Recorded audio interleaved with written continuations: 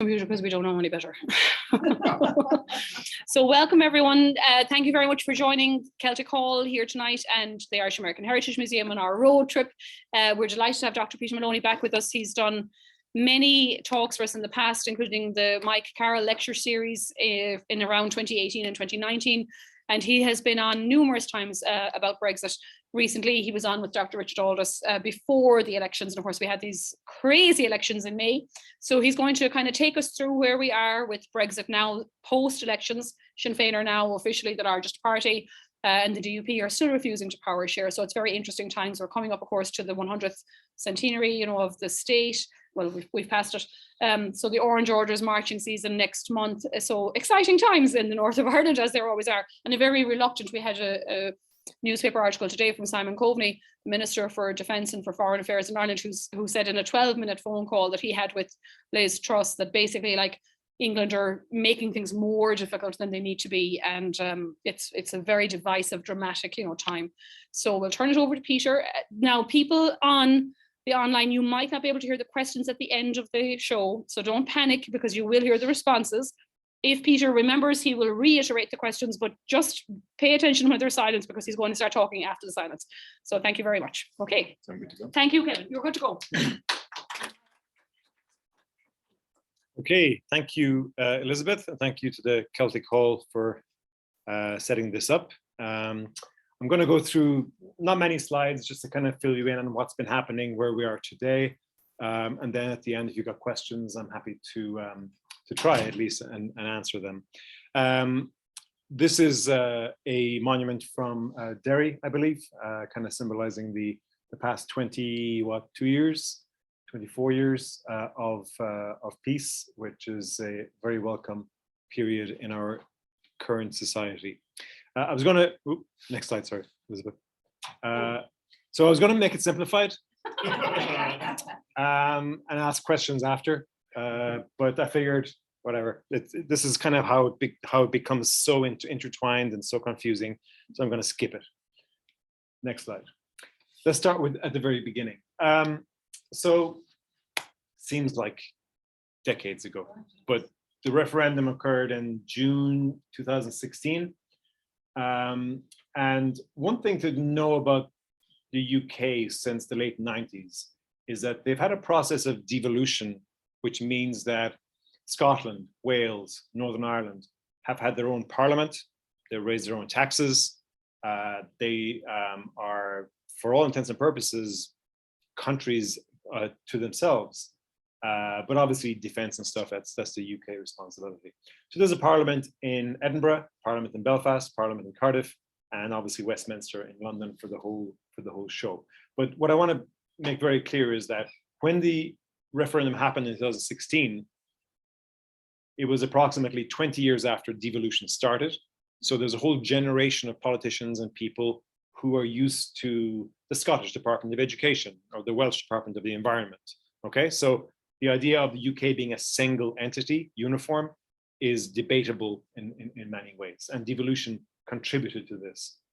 In many ways, the vote unleashed demons that many did not expect, especially regarding Northern Ireland, which we'll get to in more detail.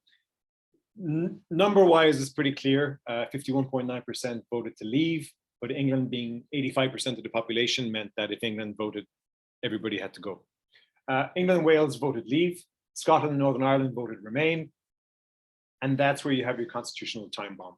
You have the people saying one thing, and the parliament, if it was put to a vote of their free will, would probably go a different way. You can go back to 1688, and there's people, there's parliament versus the people. It's a mess. It's just a mess. So you have the complication of people versus parliament. You have the complication of, is it one country? Is it four countries? What's going to happen? So clearly big issues from day one. Next. So for those of you who've been to Ireland over the years, on the left here, you have the old customs points between Northern Ireland and the Republic. Here you have some, I think, military installations. Thankfully, today, it's just, all you got to do is keep your foot on the accelerator stay within the speed limit, and you pass from one country to another. Okay, that's been the reality for 20 plus years. The future is a big question. Are we going to stay here in the middle, or are we going to go back to the past, which is what most entities and most governments have been trying to avoid, is going back to the past, because that is certainly a danger. Having a land border is the ultimate, I guess, in a sense, the ultimate sign of failure. But as we'll see later, it's not inevitable, but it's possible. So the future, where do we go? I'm not going to predict the future. I'm a historian, so we're going to have to leave that to others. Next. Where do we start? The Northern Ireland Protocol is kind of it really has come back. The timing is pretty good on this, actually, because it's really come back into the news. The Northern Ireland Protocol was a part of an agreement between the UK and the European Union, granting Northern Ireland special status in both entities. So Northern Ireland, based on the protocol, can sell goods, can buy goods, people can travel to the mainland Britain, but they can equally sell their goods in the European Union common market. For those businesses in Northern Ireland, this is potentially a win-win, because you're in both. You have a very privileged position, and in theory, it should be good for everyone. It was negotiated and agreed on by the UK and the EU over months and months and years in many ways. And Boris Johnson was the one who signed the document saying, this is the agreement going forward. It's an international agreement. It's in the UN. It's legal. It's international law, just like the Good Friday Agreement, and it's an international treaty. It had to be agreed before the trade deal was negotiated between the EU and the UK. The EU did not want to move on to what the British saw as the sweet part, which is the trade deal, until this was tied up. So this was tied up, and then they moved on to the trade deal, which they signed, I think, like a year later. And that's what we've been living in since then. What the protocol does, it kind of squares a circle. It overcomes the issue of a hard border on the land by adding a soft border on the sea. So the idea being, we all want to avoid a new land border that could cause trouble, but we still have to look at goods coming from mainland Britain to Northern Ireland and make sure they don't slip into the Republic and become part of the EU common market when they're not potentially up to standard. Or for food, for example, there's a very strict hygiene and photosanitation regime in Europe. Britain has the same right now because they just left, but there is a potential that they could change that. And at that point, cattle going from Britain to Northern Ireland might stay in Northern Ireland, but they might be brought down to the Republic, and then you've got a problem for the rest of the European market. The DUP, the Democratic Unionist Party, are the main party at the moment who are resisting this protocol. They have many reasons for it. They say it's causing disruption. They say that it's also ideologically breaking up the United Kingdom. If you fly from Belfast to London, you know, there is a very light touch kind of check on your ID and whatever, but that wasn't the way. So it's annoying for the DUP and their people, and it's a kind of a symbolic sign that the UK was being forced to break up, and which is their ultimate nightmare. The UK government, it's really hard to read the UK government, but they see here an opportunity by saying that, by agreeing with the DUP that this protocol is the reason for the issues. They're using it as a reason to unilaterally try to change the protocol to suit them without consulting with the other side, the EU. There's a whole mechanism in place. When you got a problem, you talk to each other, you figure it out. They more or less decided, you know what, that doesn't work for us. We signed this 3 years ago, but we no longer really want it. So we're just going to unilaterally go ahead and walk all over it. So that's a risk. This protocol is very important to all governments involved. And only yesterday, I think, the British government brought forward legislation for giving ministers the power to overrule parts of the protocol. It has to go through Parliament. It's going to be a real dogfight in Parliament. It's not a done deal, but it is now actually on the books. Next. So moving to Northern Ireland, you've had the recent parliamentary elections in May, very much a watershed moment where Sinn Fein has become the largest party, and that sounds great, and it is great for them. But what it means in reality is they are the party who will nominate the next leader of the Northern Ireland Parliament, so the first minister. And then the DUP, the second largest party, will have to nominate the deputy to that person. So that's a real switch that's happened. But it's based on democratic election last month, and that's the reality. However, the DUP have objected to Stormont starting until the protocol is fixed or is to their liking. It happens that the majority of members of parliament, the MLAs in Stormont and Belfast, support the protocol. Many are not excited about it, but they see it as an opportunity for businesses and people in Northern Ireland. They don't see it as a breakup of the UK. They see it as the best possible solution to a decision that the British people made. And this is the best possible compromise that can be made. And again, it was agreed by both sides. So the DUP refuses to participate until the protocol is changed. This is leading to stalemate. Right now, there's nobody sitting in the parliament in Belfast. This is usually kind of shocking because you'd like to have your government in place, but it's happened before. It's not the first time. I think there was a 3-year period when there was no parliament and Northern Ireland didn't disintegrate. Some people might say it was actually better off without them running it, but that's to the side. So it's a real stalemate, and it's DUP on one side saying until the protocol is fixed to our liking, we're not going to join the government, and the Sinn Fein and the others parties in the north saying the protocol is what we have, we all agreed on it, let's move on. What's the end game here? That's the big question. In the sense, I'm trying to read Boris's mind here, but if you're being best case scenario, you're probably saying maybe he's trying to rattle a saber and force the EU's hand to give more concessions in their negotiations. That's possible. There's this idea of a dead cat in negotiations where things are deadlocked. You throw a dead cat on the table and everyone goes, oh my God, there's a dead cat. And then once you take the dead cat off the table, it's like everything else seems easy and less shocking. It's a term that does exist, and I think it's interesting. But the end game here is either to force the EU's hand to agree to their changes, which the EU does not want to do because it threatens the integrity of their common market, which is pretty much their core.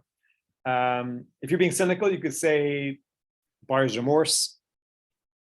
They never intended anyway to follow it through, and they're just slowly disintegrating it by itself and forcing the EU to react by, at the extreme, putting up a border between the north and the south to prevent the integrity of the common market being damaged. They don't want to do that, and the Irish certainly don't want that to happen, but you can't prove that the British are trying to force this to happen, but it definitely has probably crossed their minds that if a land border goes up, put up by the EU, it's not their fault, when in fact they contributed to it quite significantly. So endgame is in many senses anyone's guess, but it's very much on the edge. Next slide. This is the one clear day we had last year. We took a picture of the country. Oh wait, there's a cloud over Dublin, so that's fine.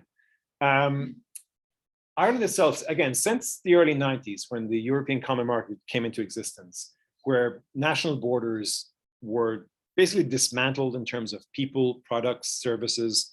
An Irish person can live and retire in Spain, Italy, Croatia. A Croatian can come and spend their retirement in Galway. They get the social security benefits that everybody else gets. everyone in theory benefits from being in this market where there's no barriers. This has been like whatever 20, 30 years almost of disintegration of borders, which in theory is helpful, is good. The island of Ireland itself is a very, at the moment, a very highly integrated common space. Good example is energy, transport, communication. It's a single entity already. Not politically, obviously, but for many areas, it's already a united island. From 94 to 2020, the EU invested over 17 billion euros in Northern Ireland itself for a population of 1.5 million. That's a lot of money, with the idea of building a prosperous future. The British will have to foot the bill for this now because obviously they've taken Northern Ireland out of the EU. In terms of border crossings, there are 30,000 daily commuter crossings in this 300-mile long border. And if you've seen this area, the idea of putting up a border is farcical. You've got back roads, you've got tiny roads, you've got ditches. It just, there's a way of getting through that you just can't. It's not a clear-cut highway. Guinness and Bailey's I put up there because it's interesting, kind of the quintessential international brands of Ireland, two of the most famous drinks, rely heavily on the ability to go north and south without borders. So the Guinness truck goes from Dublin to Belfast and comes back down. I think the canning takes place up there and it comes back down. You have Bailey's, which is made from milk, which is EU standard milk. If Northern Ireland is no longer in the EU and it deviates its standards from the EU, then Bailey's can no longer claim that all this milk is up to EU standard. So it's kind of very intricate, but it's also very dramatic. So somewhere like a drink like Bailey's, at that point, they would have to only take Southern Irish milk because that's the only one that would be in line with EU standards. So that's a danger. Hasn't happened yet, but if things go haywire, it's a possibility in terms of businesses basically are afraid of uncertainty. If there is no certainty, then they can't plan for the future. And this whole protocol has really shaken their confidence. Okay, next slide. I figured the picture might actually have answered my question. He's a New Yorker, so congratulations. He's a local. He was born in the city. He was? And his track record is interesting. You should have a look at it. He's been fired from several positions. He's lied, and he's resigned from several positions because of untenable circumstances. But he's prime minister, so there you go. His motto for the last election was "Get Brexit done," and we shouldn't underestimate that because that's his mantra. That's what he sold his party as, and he feels that that's the ultimate goal. Whatever the collateral damage, getting Brexit done answers the desires of the base of his party. Okay, there's definitely that in it too. And he does like power. He enjoys the trappings of power. He's a clever guy who speaks to everyone and makes everyone think that he agrees with them. But eventually that can't be. You have to make a decision to say no, and he's had difficulty doing that. He did win a large parliamentary majority in the last election, which gave him great power to pass legislation through Parliament and to confront the EU with a very secure majority. COVID has kind of been interesting because it's the problems that have occurred with inflation and supply chains. It's hard to tell if it's because of Brexit or because of COVID. It's probably a bit of both, but it's made the waters more muddy than normal. And then recently, of course, you had this Partygate where he was, how should we say, exposed as having multiple parties in Downing Street up to all hours of the night, while the regular people were forbidden to travel to visit their dying relative 200 miles up the road. So that's gone down very badly, as you can imagine, with the British population. Next. Okay, this is I kind of pulling stuff from all directions, but I just want to give you an example.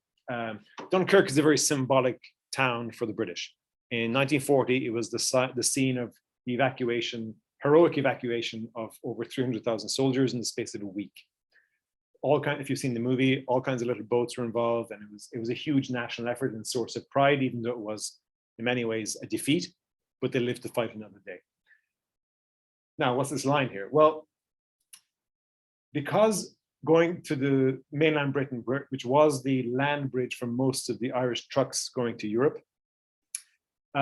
because that's no longer in the EU, Britain, many distributors, many truck companies and exporters in Ireland have decided to find a direct route to France, and Dunkirk has become one of the major focal points of direct Irish exports, sidestepping the UK, because trucks can get on in Rosslare, travel to Dunkirk, and get off without any checks being necessary, unlike passing through the UK. So for a business person, it makes sense. Why would I add 2 days to my perishable goods arriving when I can go directly through Dunkirk? So in a sense, it's symbolic. The town that symbolizes British departure has become an Irish destination. And there's actually a freight terminal, which is called the Irish terminal in Dunkirk, because in the past 2 years, trade has just exploded in terms of direct links. Businesses find a way to survive, and this is one of them. The politicians do their thing, but in the meantime, you have to sell your goods, you have to buy material, you have to get on with it. And this is what will happen if the top brass, if the political class doesn't get it sorted. People are clever, they find ways to make it work, but it's very much ad hoc. Next slide. So looking ahead, it's not just about Northern Ireland. Scotland, as we know, had a referendum back in 13 or 14, a narrow majority to remain in the UK. The Scottish National Party, which is the government party at the moment in Scotland, is watching Northern Ireland with great interest. Any concessions made in the north, they'll be at Westminster looking for similar concessions. They're planning another independence vote based on the fact that Brexit exists. It's only 7 or 8 years since the last one, but because Brexit occurred in the meantime, it's seen as a seismic shift and a fundamental change of the rules of the game. One thing I want to mention about Northern Ireland is that it's very much, I don't know if this term is correct, but a kind of a post-colonial stepchild, in the sense that it's often forgotten about in London. It's peripheral, it's small, it's been troubled for years. They generally are not too concerned about it. And that became apparent during the Brexit referendum. No one thought about Northern Ireland. They just kind of stuck to the main British centered issues. In terms of the US concerns, why should Americans be interested? Well, besides the family links between many millions of Americans and the British Isles, there are 15 million jobs on both sides of the Atlantic dependent on a successful economy. It's a third of global trade, US and EU. And this Trojan horse idea goes back to de Gaulle and how the British were kind of the spy for the US within the EU, which is exaggerated, but there's a little bit of source of truth in there, in the sense that the US felt confident having someone inside who they trusted to give them information if possible. And political stability. I mean, everyone values that. It's not just in Europe, but one thing is for sure, Brexit has caused instability.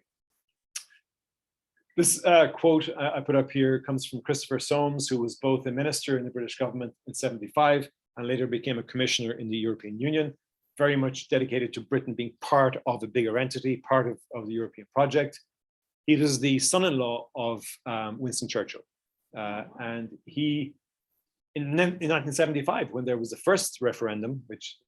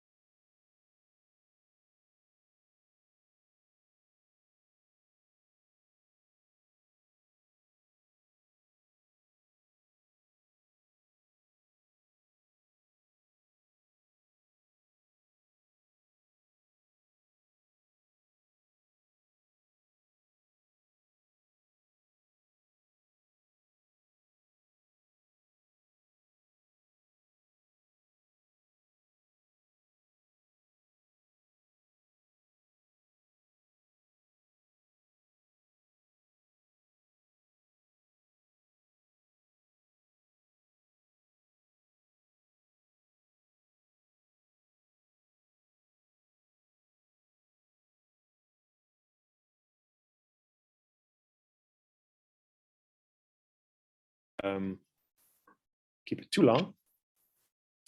Anyone got a question? Do you think with Sinn Fein being the majority party now in the North, that a united Ireland is on their agenda? I think United Ireland is definitely on their agenda, has, in a sense, has always been. Well, yeah, but I mean, was that something that they promoted during the elections? These recent elections, I think they have to tread lightly. The question was, did they promote a United Ireland in the last election?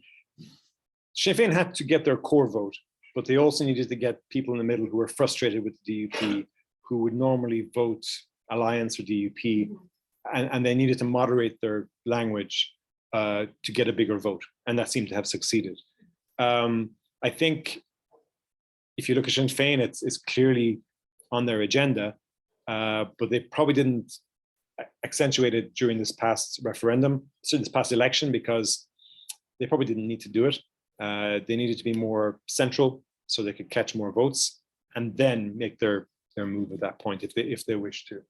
So yeah, it's as I said, it's on the table now. It wasn't on the table 6 years ago, and that's totally due to Brexit. Yes. So if the DUP is holding out until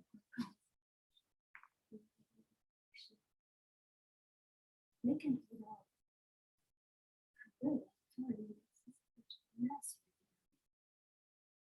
What damage the implications for them? How long can they hold out until? There's a consequence, until there's a consequence. How long can the DUP hold out? I mean, 4 years, whatever. In 17, it was like they held out for three years. In some senses, they have the ace of spades. They can control things. They seem to have the British government over a barrel in many ways. But what they don't have is the democratic majority in the North. And that's the kind of the big ideological issue, is they see it as a problem, the protocol, because it's causing problems for them ideologically, but also they see it as breaking up the UK, whereas the elections show that the majority of Protestant, Catholic, whatever, believe protocol is there, it's working, it needs to be fixed to some extent, but it's not, it doesn't have to be dismantled, which is what the DUP is looking for. So in a sense, the DUP, the irony here is the DUP is looking to dismantle the protocol, even though they have a minority of the vote in Northern Ireland. And when Brexit happened, Northern Ireland, by majority, voted to remain. So in a sense, they're really doubling down. I'm not sure what's going to happen, but they have a pedigree of doubling down and being very determined. And they still, I mean, they're not far behind Sinn Féin in terms of numbers, but yeah, they've definitely staked their claim. So to answer your question, I think they can hold out a long time. What will the consequences be electorally for them? That's probably the biggest question. Would probably be negative the longer they hold on. Yes, Peter, with Boris Johnson's tenure in question right now, if he is ousted, how does that factor into the future? I know you can't predict the future, but is the likelihood that he will be replaced by someone that will take it in a different direction? The question is, if Johnson is ousted, will the person replacing him take it in a different direction? Looking at because we had the confidence vote last week, and you already had names being dropped. They deny it. They say, oh, I don't want to run for leadership. I love my leader. And then next day they change their mind. But that's politics. But the main characters who are in line to succeed him, most of them are of similar views of the world. They value their base. They think that getting Brexit done was the reason they were elected. And if they betray that, they will lose their next election because they've betrayed the people. So it might not be Boris, but it might be somebody else who kind of carries on his legacy in many ways. So it's hard to see somebody dramatically different coming in, other than the Labour Party. I don't know, but in the Conservative Party, it's difficult to see a different direction anytime soon. Yes, Chris. To build up your last comment, I was thinking, you said, could Boris be inadvertently able to accomplish what 1916 did not? And wonder, is there a method, is there a strategy behind this? And I wonder, from the Conservative Party's perspective, might they look at this as a win-win situation? So they were elected on a Brexit strategy. They broke the red Labour wall in Northern England. Now they have a blue wall. They want autonomy from the European Union. They've gotten that. The downside for them is they might be the party that oversees the dissolution of the United Kingdom. But if Scotland goes, and if Northern Ireland goes, first of all, as your slides showed, Northern Ireland is a tremendously expensive place for the British government. But you remove Scotland and Northern Ireland, I can see a lot of Tories thinking they've got a lock on England politically for the foreseeable future. So, even if they lose, they win. So could that be behind part of the strategy? Yeah, I mean, I think you touched on a good point there, Chris. I think Brexit has, to varying degrees, being an English project. It's sold as being Britain and the UK voting to leave, but it's very much an English-driven project. And in that sense, what you're saying makes sense, because if they're just left with England, then they have the field to themselves in many ways. Like for decades, there wasn't even one or two Labour MPs elected, Conservative MPs elected in Scotland. And they don't even run in Northern Ireland because they'd be trashed. So yeah, the Conservative Party, in a sense, is sold as a national party, the UK party, but it's very much an English-based party. And you're right in the sense that they're trying to please their base. The issue is you can do that and get re-elected, but you run the risk of Boris being the last Prime Minister of the UK. Is that a price worth paying?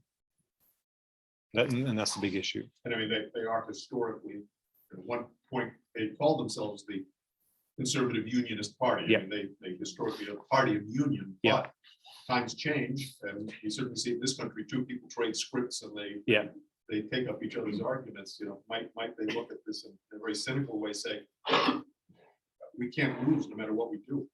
Yeah, but I mean, you're in a sense, are you willing to sink the British ship for the sake of England? That's the issue, I guess.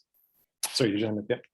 Looking at the work that you showed about that virtual transfers and using the going to maybe they do this, it seems that UK proper struggling so much economically that Northern Ireland seems to be no one is doing well within payment more than if they do choose to do that. Do it again to the economic future. And so they're considering this factor. Yeah, I mean, if you look at it purely, if you talk to businesses in Northern Ireland and farmers, it makes sense to be in both camps. You can have a bigger market, more opportunity, better for you. The problem is that the British government realized quickly that even a light touch border between Northern Ireland and Britain caused trouble enough that companies in Northern Ireland didn't want to source material from England. They could source it from France or from Ireland or from Germany because they're in both. Sometimes it was cheaper. So you had this whole controversy of you couldn't find like Cornwall sausages in Belfast kind of thing. Yeah, because it just was too much hassle, too expensive to get them there. They've ironed the kind of that essential problem of the sausage out, thankfully. That's a very big issue. But it's symbolic of how the British government didn't think it through in many ways. And only when they realized, because they signed up to the protocol, that we have a deal, elect us. But in many ways, as it started to work, and it was never going to be perfect, it needed to be battered and kind of reshaped for sure. But on both sides, that had to be done by both sides. What they did not realize perhaps in London was that English trade would suffer because they weren't selling as much to Northern Ireland as they used to, because Northern Irish businesses found other sources of whatever they were looking for. And again, that's a bit like Dunkirk. It's like businesses figure stuff out. Like if there's a wall here, they'll go around the wall and they'll do something else.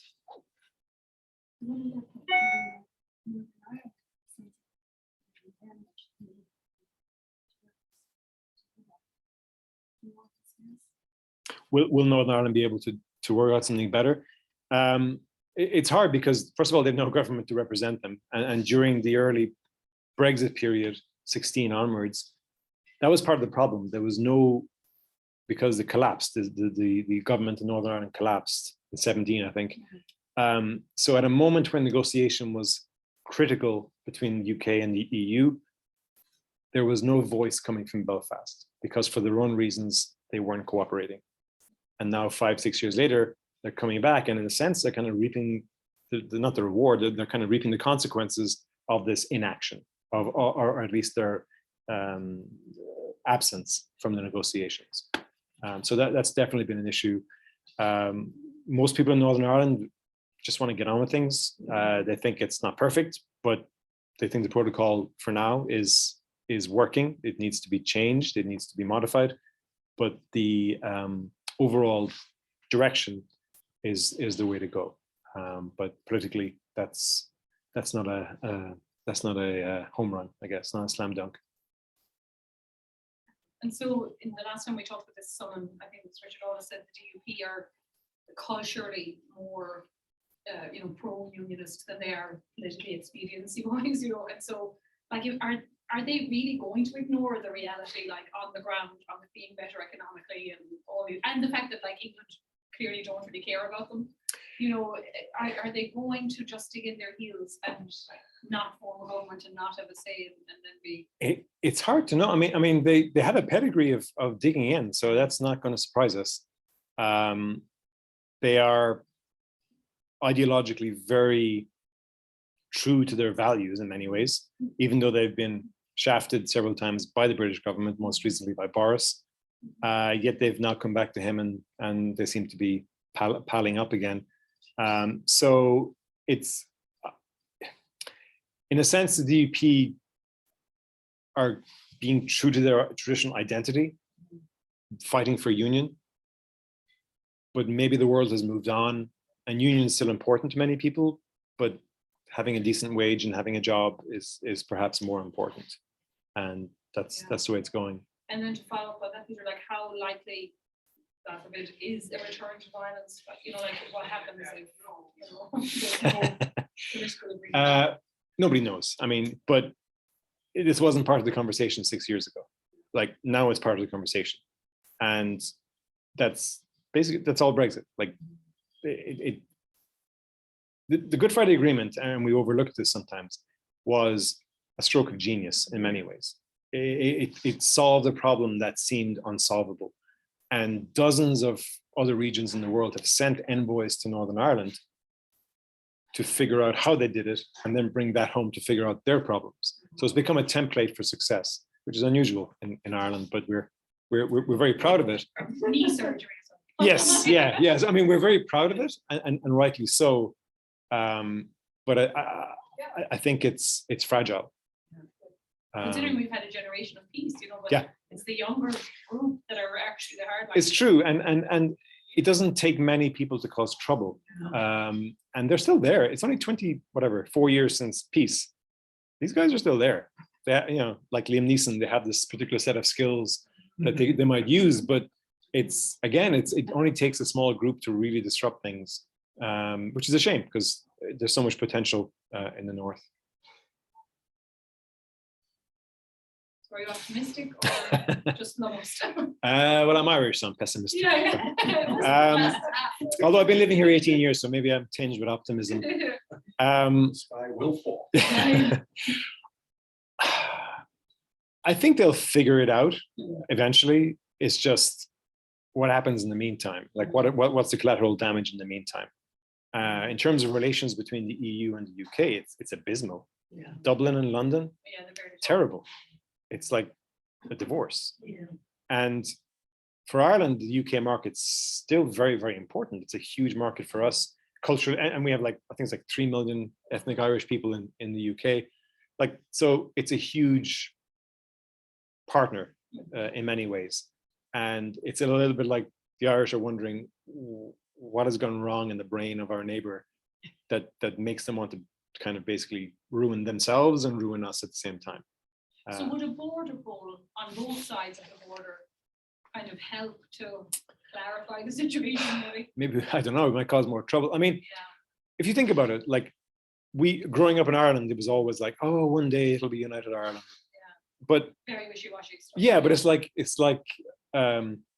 you know, if there's someone you really fancy and she's way out of your league, you say, oh, you know, I'd like to go out with that girl, and then she comes to you one day and says, would you like to go out with me? And you kind of think, you know what, you've asked me that, which means you're not probably as good as I thought you were. So I'm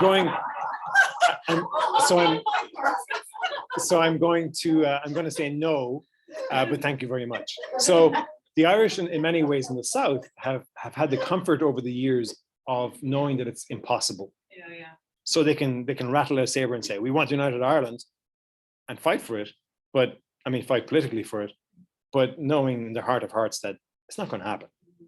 Whereas in the North, so I guess my point is in the South, it's not even guaranteed that they want United Ireland, because as Chris said, it's expensive and it's And the traditionally flag trouble. is in question now. Yeah. You know, there's all these other Yeah, and I think I've said this before, is like, if you do have a United Ireland, be careful what you wish for, because it will not be your grandfather's nationalism. It will not be the heroes of memorandum 16, maybe, blah, blah, yeah. blah, Wolf Tone, you know, so it's, That was Leo Varadkar's point within the last year. He said, you know, do you want unity? Wonderful. Is the flag negotiable? Is the song Yeah. negotiable? Everything's up Is, for- you know, up for all grabs, of yeah. the symbols, things that you've had Yeah. 100 years, Yeah. you're thinking that's imbued with the Irish nation. Yeah. You know, are you prepared to, could Ireland be back in the Commonwealth? Can you live with that? You Yeah. know, Yeah. What do you do to accommodate bringing in the unionist community and trying to make them feel Irish?